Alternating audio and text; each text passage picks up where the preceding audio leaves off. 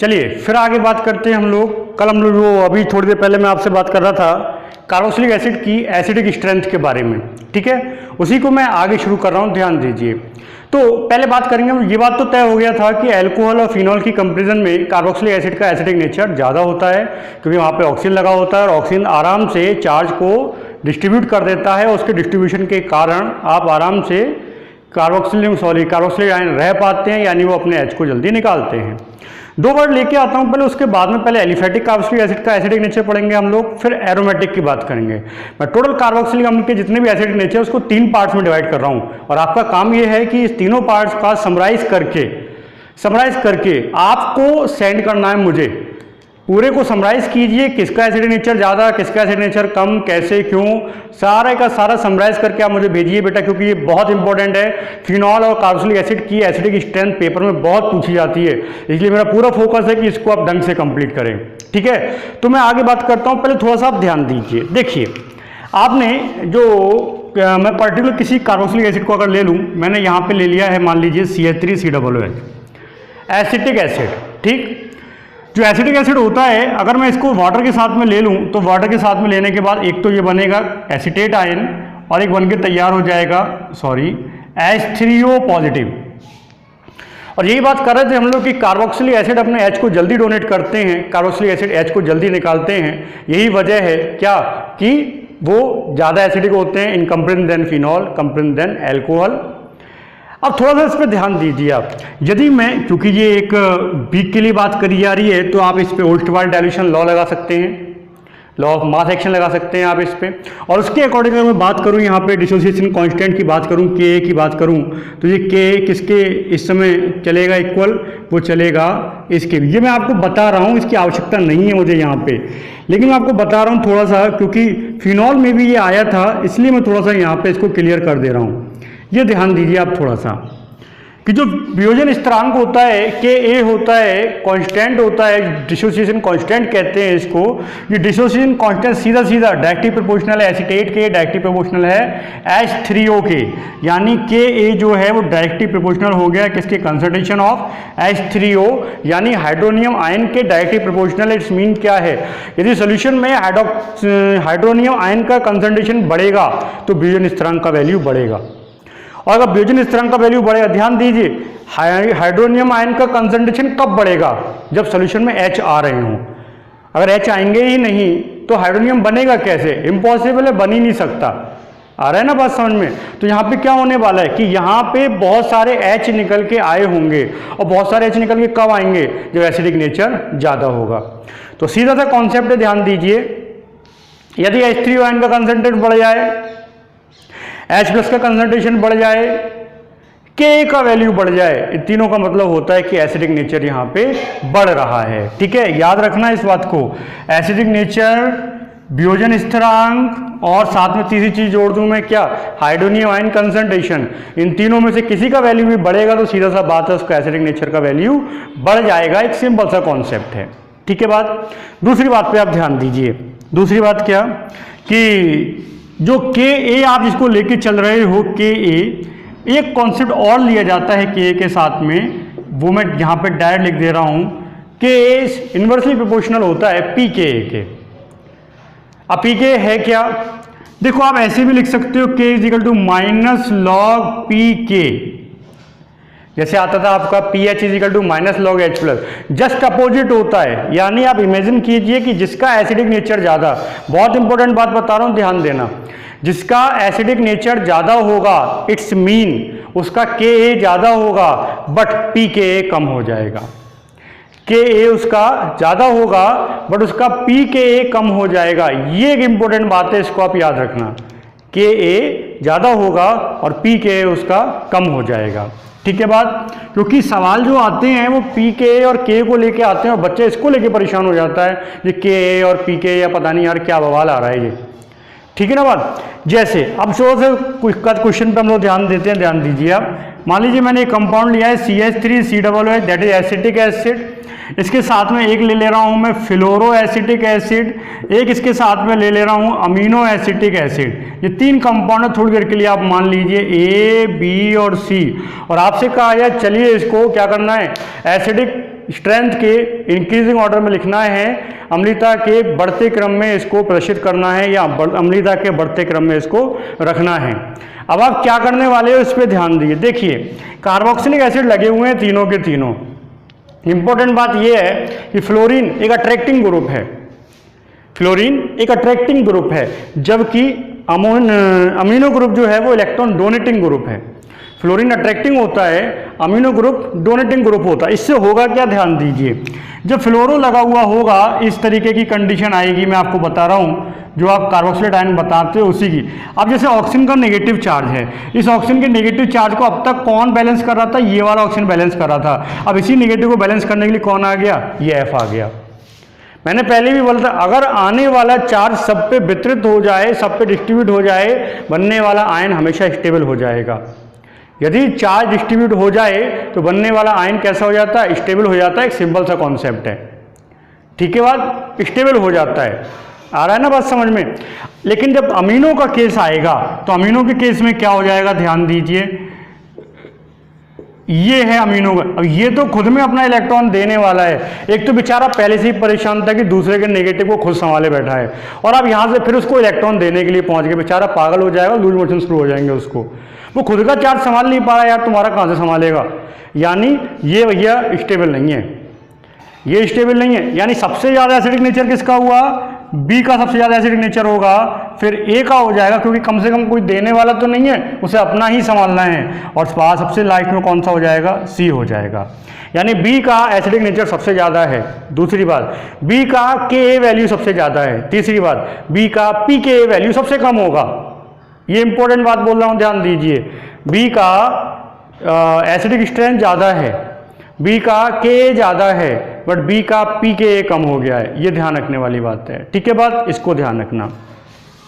दूसरी बात बता रहा हूँ मैंने फिर बोला एसिडिक नेचर का कंपैरिजन करते हुए आपको पूरा समराइज करके भेजना है मुझे, ये आपका होमवर्क भी है, इसको याद रखें आप लोग, ठीक है बात। एक कंपाउंड और लेते हैं, सपोज दैट ये है प्रोपेनोइक एसिड, इसे आप ए कर दीजिए। ये है मेरे पास में फ्लोरोप्रोपेनोइक एसिड, इसे बी कर दिया। एक 2 फ्लोरो हो गया ये, और एक मैं ले रहा हूँ 3 फ्लोरोप्रोपेनोइक एसिड।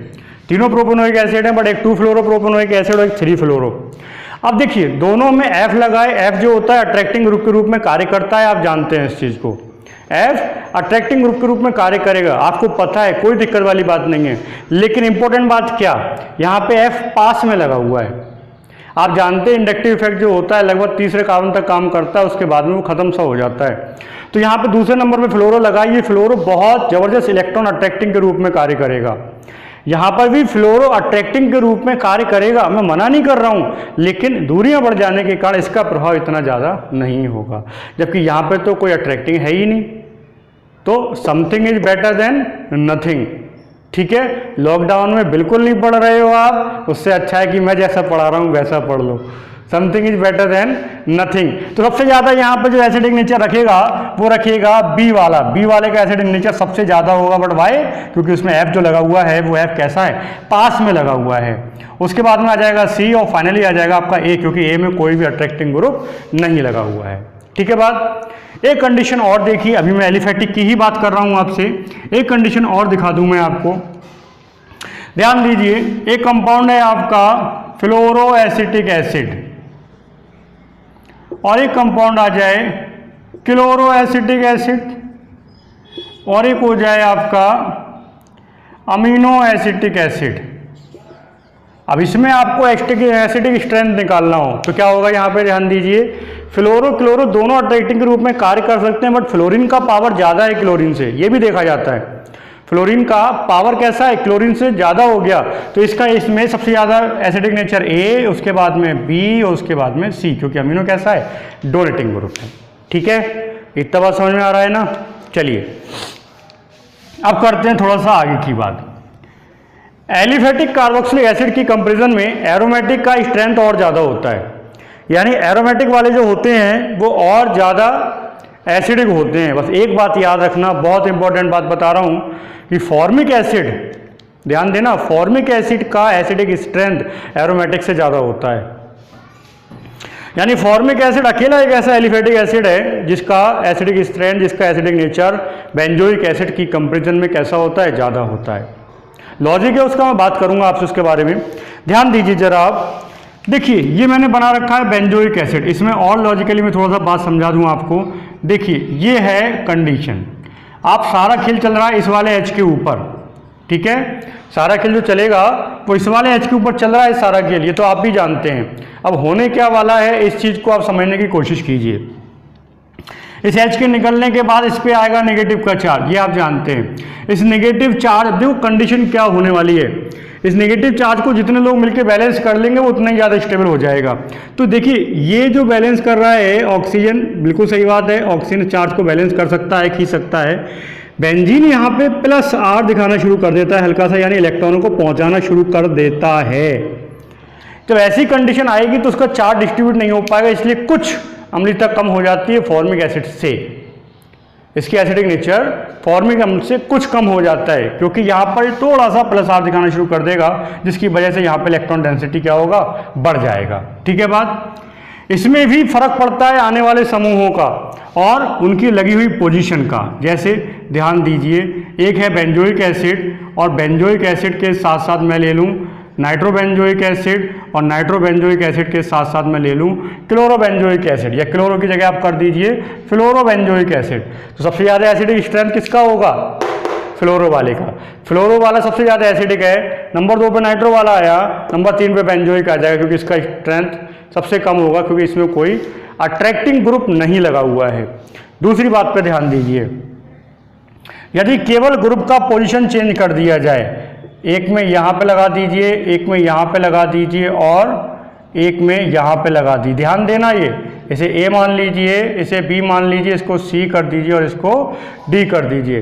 अब आपसे कोई बात करे कि क्या होने वाला है, ध्यान दीजिए, ये सब अट्रैक्टिंग ग्रुप लगे हुए हैं, नाइट्रो लगा हुआ है सब में, लेकिन सबसे ज़्यादा एसिडिक कौन हो जाएगा, इस केस में सबसे ज़्यादा एसिडिक है B, आर्थो नाइट्रोबेंजोइक एसिड, क्योंकि आर्थो पे लगा हुआ, सबसे पास में लगा हुआ, सबसे ज़्यादा इफेक्टिव पोजीशन है आर्थो पोजीशन, उसका एसिडिक स्ट्रेंथ सबसे ज़्यादा होगा। लेकिन जब अगले नंबर पे जो आना है वो आपको शॉक करेगा, डी यानी पैराबेंजोइक एसिड। आप जानते हैं इलेक्ट्रॉनों का जो खींचना होता है वो आर्थो और पैरा पोजीशन के सापेक्ष ही चलता है, कौन इलेक्ट्रॉन खींचेगा कौन इलेक्ट्रॉन निकालेगा, ये सब आर्थो पैरा पे चलता है।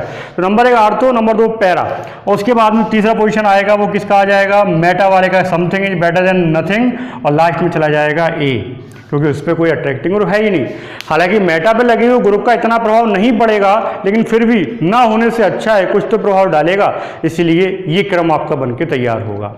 ठीक है बात। तो एक क्रम ये बन गया आपका। एक केस और बता रहा हूँ, बड़ा जबरदस्त केस है, आप याद रखना उसको, बच्चा बहुत कंफ्यूज रहता है उसको लेकर। सपोज दैट केस आ जाए हेलोजन का, COOH, आर्थो पे लगा दिया मैंने आपका, और पैरा पे फ्लोरो, सॉरी मेटा पे लगा दिया, और पैरा पे फ्लोरो लगा दिया। अब ध्यान देना, इसमें ये बात सही है, आर्थो पैरा पोजीशन बहुत इफेक्टिव होती है, बहुत इफेक्टिवली कार्य करती हैं वो, पर यहाँ पे एक कॉन्सेप्ट यहाँ समझने वाला होगा, यहाँ पे दूरियाँ प्रभावी होती हैं, यानी जैसे जैसे हेलोजन दूर चलते चले जाएंगे उनका खींचने का ताकत है, इलेक्ट्रॉन विड्रॉइंग पावर जो है वो क्या होगा, कम होता चला जाएगा। यानी सबसे ज़्यादा यहाँ पे A, फिर B और फिर यहाँ पे C हो जाएगा, हेलोजन के केस में याद रखना आप लोग। जब दाता आ जाते हैं, दाता के आने पर अम्लता क्या होती है, हमेशा कम हो जाती है। जब भी दाता आएंगे, दाता के आने पर हमेशा अम्लता कम हो जाती है, एक बहुत ज़बरदस्त पॉइंट है ये। जैसे बेंजोइक एसिड आ जाए और इसके साथ में आ जाए दूसरा अमीनो बेंजोइक एसिड, ठीक है, तो अमीनो बेंजोइक एसिड का एसिडिक स्ट्रेंथ कम होगा बेंजोइक एसिड से, क्योंकि वहाँ पे एक दाता लगा हुआ है, दाता लगा होगा तो अम्लीय नेचर को क्या करता है, वो कम कर देता है, एक सिंपल सा कॉन्सेप्ट है। ठीक है। तीसरा अगर मैं इसमें ये ले लूँ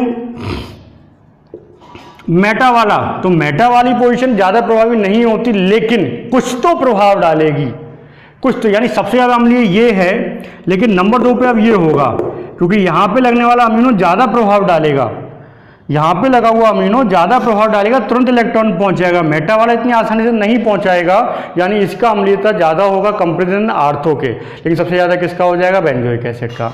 ठीक है, तो बेटा ये कुछ क्वेश्चंस थे pKa के एसिडिक स्ट्रेंथ के संदर्भ में, बहुत पूछे जाते हैं, तो इनको आप कंप्लीट कीजिए।